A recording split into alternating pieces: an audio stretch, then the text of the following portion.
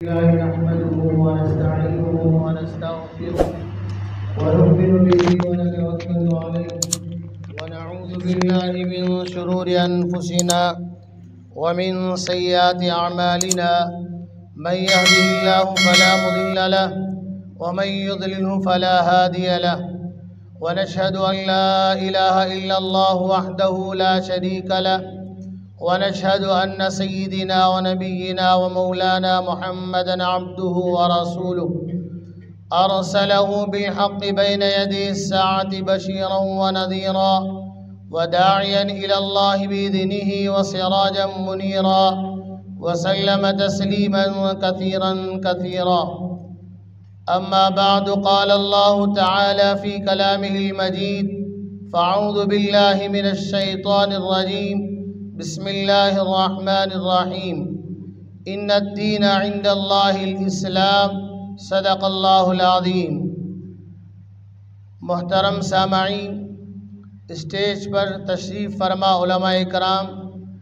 اور علماء دین، مساجد کے ذمہ داران، تنظیموں اور اداروں کے صدور اور سیاسی قائدین، آج ہم سب کے لیے بڑی خوشی اور مسرت کا موقع ہے کہ اللہ تعالیٰ نے مسلم پرسنل لا بورڈ کے نام پر ایک جٹ ہو کر جمع ہونے کی اللہ تعالیٰ نے توفیق دی ہے اور موقع دیا ہے۔ آپ حضرات کو اس بات کا علم ہے کہ آج بروز اتوار ہے اور پورے ہفتے کی تمام تر سہولتیں، تمام فرصتیں اور تمام ضرورتیں اس دن میں کی جاتی ہیں، لیکن باوجود ان تمام مصروفیات کے اور ان تمام ذمہ داریوں کے آپ یہاں پر مسلم پرسنل لا بورڈ کی آواز پر جمع ہوئے ہیں، تو یہ اللہ تعالیٰ کی طرف سے ہم سب پر بہت بڑا کرم اور اس کا احسان ہے، اس لیے کہ یہاں پر جو جمع ہوئے احباب ہیں، ہر ایک کے پیچھے سینکڑوں افراد کا لشکر موجود ہے۔ ایسے باشعور، باوقار، با اکرام احباب تشریف فرما ہے، یہ ہمارے لیے بڑے ہی قابل تعریف بات ہے۔ لیکن جیسا کہ ہمارے ناظم صاحب نے بھی آپ کے سامنے بات بار بار رکھتے ہوئے آ رہے ہیں، میں بھی دوبارہ رکھ دینا بہتر سمجھتا ہوں۔ جو اسٹیج پر بیٹھے ہوئے ہیں اور جو سامنے بیٹھے ہوئے ہیں، دونوں برابر سرابر ہیں، فرق اتنا ہے کہ آج ذمہ داروں نے ذمہ داری ہم پر ڈال دی ہے۔ آج ذمہ داروں نے ذمہ داری ہم پر ڈال دی ہے، گویا کہ ایسا موقع ہے کہ بچوں کو آزمانے کا وقت ہے، کہ کبھی بچوں کو آزمانے کے لیے اوپر بٹھا دیا جاتا ہے، سائیکل پر چڑھا دیا جاتا ہے، گاڑی پر چڑھا دیا جاتا ہے، اس کا سرپرست جو ہے، اس کا باپ، اس کا بڑا بھائی، اس کا چاہنے والا کھڑا ہوا دیکھتا رہتا ہے کہ یہ بچہ سائیکل کیسے چلا سکتا ہے، کیسے گاڑی چلائے گا، تاکہ اس کی تربیت ہو، اس کے اندر حوصلہ ہو، اس کے اندر ہمت افزائی ہو۔ آج ہماری مثال ہے، آپ اکابرین نے، آپ عمائدین نے، آپ سیاسی قائدین نے، آپ انجمنوں کے صدور نے، آپ تنظیموں کے احباب اور ذمہ داران نے ہم کو بٹھا دیا ہے، گویا کہ آج ہمارا امتحان کا وقت ہے۔ یہ نہیں ہے کہ ہم اسٹیج پر بیٹھے ہوئے ہیں، تو الغرض ہر ایک اس قابل اور اس بابرکت اور معزز ہستی ہیں کہ سب اسٹیج پر جلوہ افروز ہوں، لیکن ہمارے آزمائش کا موقع ہے، جو ذمہ داری دی گئی ہے، جس کی وجہ سے ہم کو اسٹیج پر بٹھایا گیا ہے۔ تو الغرض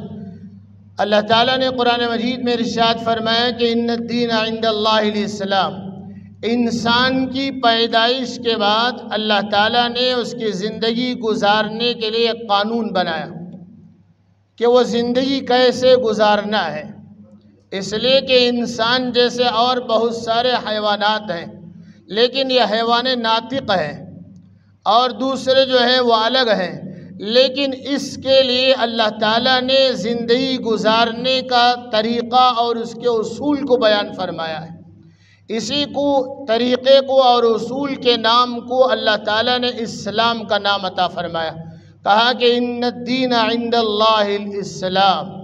کہ اب یہ انسان جو زندگی گزارے گا اور جو طریقہ حیات اپنائے گا اور جو شادی کرے گا، نکاح کرے گا، بچوں کی تربیت کرے گا، گھر کو سنبھالے گا، ازدواجی زندگی گزارے گا، اس کا ایک طور طریقہ ہوگا۔ یہ کس سے شادی کرے گا اور یہ شادی کے بعد کیسے زندگی گزارے گا اور بچوں کی شادی کیسے کرے گا اور اس کی زندگی گزارنے کا طریقہ کیسا ہوگا، اللہ تعالیٰ نے اس کے لیے قانون بنایا اور اس قانون کا نام اللہ تعالیٰ نے اسلام رکھا۔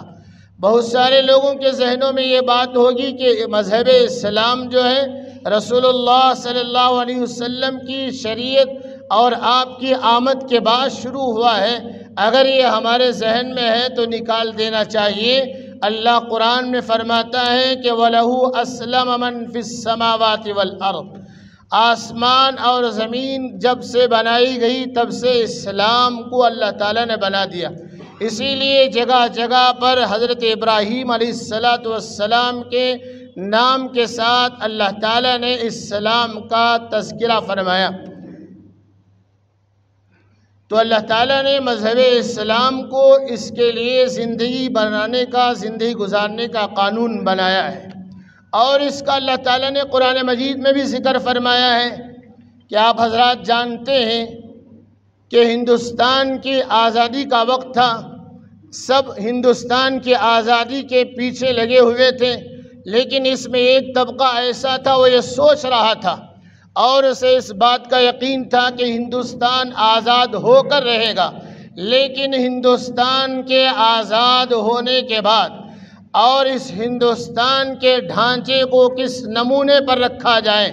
وہ ایک طبقہ تھا اس سوچ میں تھا کہ اس ملک کے طور طریقے کو، یہاں کے رہن سہن کو، یہاں کے رہنے والے باشندوں کے زندگی گزارنے کا طور طریقہ کیسے کیا جائے، وہ اس فکر میں رہے۔ الغرض ہندوستان آزاد ہوا، آزاد ہونے کے بعد وہ اپنی فکر میں لگے رہے اور برابر محنت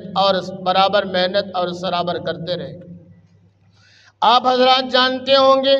کہ 1970 میں سب سے پہلا ایک قانون پارلیمنٹ میں لایا گیا۔ وہ قانون یہ تھا کہ متبنہ بیٹا جسے کہا جاتا ہے، جو لے پالک ہوتا ہے، کسی کے گھر میں لڑکیاں ہیں، کسی کے بچے کو ہم نے لے لیا پالنے کے لیے اور اس بچے کو پال لیا ہے، تو قانون یہ بنایا گیا کہ جو بچے کو پالا جاتا ہے، گود لیا جاتا ہے، اس بچے کا بھی وہ حق ہوگا جو حقیقی بچوں کے لیے حق دیا جاتا وراثت کے اعتبار سے۔ غور سے سننے والی بات ہے کہ انہوں نے فیصلہ کیا پارلیمنٹ میں کہ 1971 میں کہ جو لے پالک بچے ہوتے ہیں اس بچے کا بھی وہ حق ہوگا جو اپنا اصلی بچے کا حق ہوگا۔ انہوں نے یہ قانون بنایا۔ اب یہ مسلم پرسنل لا بورڈ، اس کا مطلب کیا ہے؟ مسلم پرسنل لا بورڈ کیوں بنا گا اور اس کے ذریعے سے کیا چاہا جاتا ہے؟ تو اس میں یہ ہے کہ پرسنل لا، کہ مسلمانوں کے ایسے پرسنل قوانین ہیں جن کا مسلمانوں کے گھروں سے بڑا خاص تعلق ہوتا ہے۔ اللہ تعالیٰ نے مثال کے طور پر قرآن میں جگہ جگہ پر نماز پڑھنے کا حکم دیا ہے۔ قرآن میں اللہ تعالیٰ نے جگہ جگہ پر نماز پڑھنے کا حکم دیا ہے، لیکن نماز کی کتنی رکعتیں ہوں گی، نماز کا طریقہ کیا ہوگا، قید اولا کیسا ہوگا، قید آخرہ کیسا ہوگا، رکوع میں کیا پڑھا جائے گا، سجدے میں کیا پڑھایا جائے گا، یہ قرآن میں نہیں بلکہ حدیث کے ذریعے سے اللہ کے نبی صلی اللہ علیہ وسلم نے سمجھایا ہے۔ لیکن مسلمانوں کے لیے اللہ تعالیٰ نے جو پرسنل قوانین رکھا ہے، مثال کے طور پر سب سے پہلا قانون کیا ہے؟ وہ نکاح کس سے کرے گا؟ حرمت علیکم امہاتکم وبناتکم واخواتکم وعماتکم الی آخرہ۔ قرآن مجید کے 3 ایسی صورتیں ہیں، جو پہلا سورہ بقرہ ہے، دوسرا سورہ آل عمران ہے اور تیسرا سورۃ النساء ہے۔ ان 3 سوروں میں اللہ تعالیٰ نے، اس کے علاوہ دوسری صورتوں میں بھی اللہ نے مسلمان کے زندگی گزارنے کا طریقہ بیان کیا ہے، لیکن ان 3 صورتوں میں اللہ تعالیٰ نے جگہ جگہ پر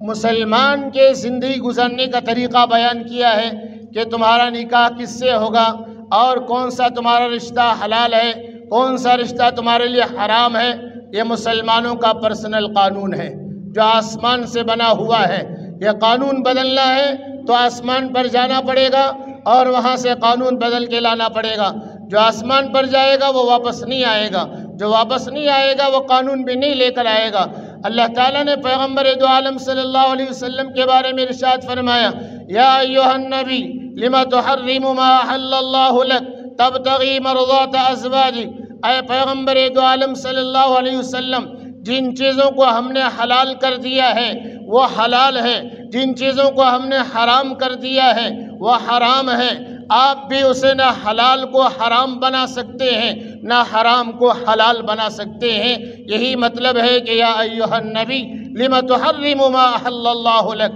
تبتغی مرضات ازواجک۔ آپ کا کام یہ ہے کہ ہمارے پاس سے جو وحی آتی ہے آپ وہ پیغام پہنچائیے اور وہ آپ مسائل بیان کیجئے۔ آپ نے بارہا سنا ہوگا کئی ایسے مسائل ہیں اللہ کے نبی صلی اللہ علیہ وسلم کے سامنے صحابہ اپنا مسئلہ پہ لے کر آتے، اللہ کے نبی تھوڑی دیر کے لیے خاموش ہو جاتے، پھر اللہ کی طرف سے وحی آتی، رسول اللہ صلی اللہ علیہ وسلم اس کی تفصیل بیان فرماتے۔ فَأَوْحَىٰ إِلَىٰ عَبْدِهِ مَا أَوْحَىٰ، میں وہی کہتا ہوں جو میرا اللہ مجھے وہی بھیجتا ہے۔ تو مسلمان کا یہ عقیدہ ہونا چاہیے کہ جس مسئلے پر ہم عمل کرتے ہیں، جس حکم پر ہم عمل کرتے ہیں، وہ کسی دنیا دار کا، دنیا والوں کا بنایا ہوا نہیں ہے، وہ اللہ کا قانون ہے جو اللہ نے بیان کیا ہے، اسے پیغمبر صلی اللہ علیہ وسلم نے پہنچایا ہے۔ فَأَوْحَىٰ إِلَىٰ عَبْدِهِ مَا أَوْحَىٰ، اس پر مسلمان عمل کرتا ہے۔ تو چنانچہ 1970 پر ایک میں انہوں نے قانون لایا۔ جب 1970 پر ایک میں یہ قانون لایا گیا کہ لے پالک بیٹے کا حق اس کی وراثت میں برابر سرابر ہوگا اس کے اصلی بچے کے حق کے برابر۔ اب یہاں پر اللہ کا قانون ہے کہ جو بچے کو تم لے کر پال لیتے ہو اس کا تمہاری وراثت میں وہ حق نہیں ہے جو تمہارا اصلی بچہ ہے۔ اگر حکومت کی بات مانی جائے تو اللہ کے بات کے خلاف ہوگا، اگر اللہ کی بات کو چھوڑے تو حکومت کے خلاف ہوگا۔ یہ سب سے پہلا مسئلہ تھا ہندوستان میں پیش آیا۔ تو ایسا ہی جیسا آپ لوگوں کی جماعت بیٹھی ہوئی ہے، ایسے متفکر اللہ کے نیک بندے اور مقربین کی ایک جماعت تشریف فرما ہوئی، اور تشریف فرما ہو کر انہوں نے غور و فکر کیا کہ اگر ایسے ہی قوانین بدلتے رہیں اور ایسے ہی حالات پیش آتے رہیں تو مسلمان کو مذہب اسلام پر چلنا مشکل ہو جائے گا، شریعت مطہرہ پر زندگی بسر کرنا مشکل ہو جائے گا۔ آپ کو اس کی ایک مثال بھی دے دوں، اللہ تعالیٰ نے قرآن مجید کے 22ویں پارے کے دوسرے صفحے میں ایک ہی ایسے صحابی ہیں جن کا ذکر اللہ تعالیٰ نے نام کے ساتھ فرمایا ہے، جسے حضرت زید رضی اللہ تعالیٰ عنہ کہا جاتا ہے۔ ان کو اللہ کے نبی صلی اللہ علیہ وسلم نے منہ بولا بیٹا بنا لیا تھا اور اپنا متنبہ بیٹا بنا لیا تھا۔ اللہ کے نبی صلی اللہ علیہ وسلم نے ان کی پرورش فرمائی تو اللہ تعالیٰ نے فرمایا کہ پیغمبر کا یہ حقیقی بیٹا نہیں بلکہ یہ منہ بولا بیٹا ہے۔ اس کی تفسیر آگے ہے، کبھی وقت ملے گا تو آپ علماء اکرام سے سن لیں، یا اللہ تعالیٰ نے علم سے نوازا ہے تو اٹھا کر دیکھ لیں۔ مطلب یہ ہے کہ اللہ کے نبی صلی اللہ علیہ وسلم کے سامنے ایسے کئی مسائل پیش آئے تو چنانچہ متفکر علماء کرام نے، امائی دین نے سب 1970 پر ایک میں اس فکر لاحق کو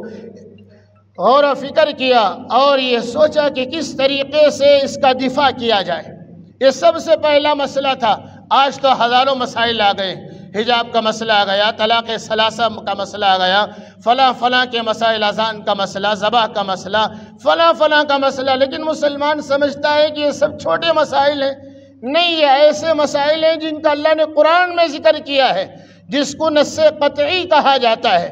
اس نص قطعی دلیل کے لیے ختم کرنے کے لیے ایک اور ایسی دلیل کی ضرورت ہے جو پھر قرآن کے ذریعے سے اس کی وحی نازل ہو۔